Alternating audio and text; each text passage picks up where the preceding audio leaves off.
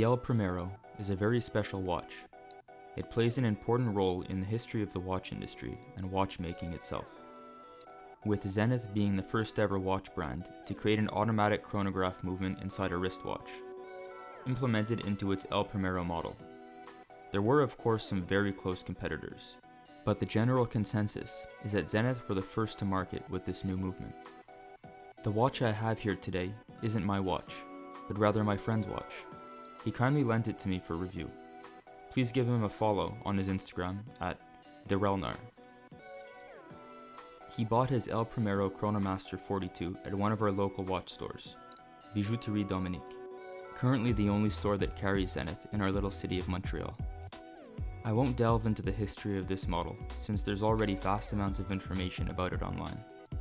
Instead, let's take a close-up look at this watch and see what it has to offer as a modern luxury watch offering.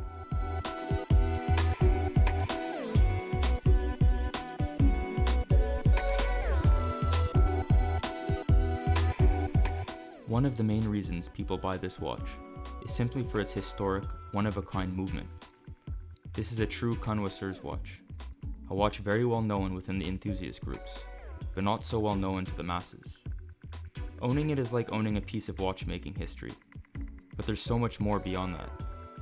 Namely, the quality of finishing and the uniqueness of the dial layout. There's so much happening on the dial, you could practically write a novel about it. Maybe the first thing you notice is the tri-colored subdials, a trademark of the El Primero. Aesthetically pleasing, but also serving a clever functional purpose, allowing you to differentiate between the elapsed seconds, minutes, and hours with the color coordination. A subtle increase to the chronograph legibility. The silver sunburst dial is beautiful, and the intricate hour markers suit the general complexity of the dial, bringing all the design facets together in one harmonious timekeeping instrument. This is a watch that you cannot get bored of. It has a little of everything, without coming off as busy and disorganized.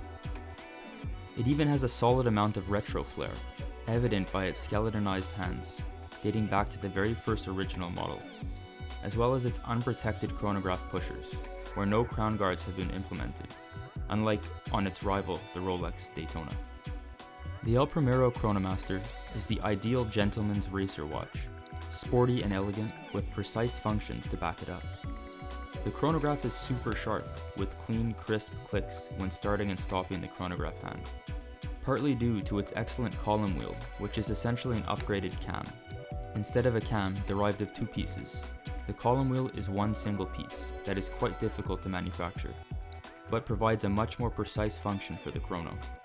If you're looking into buying an El Primero Chronomaster, pay close attention to the date location on the small and large size.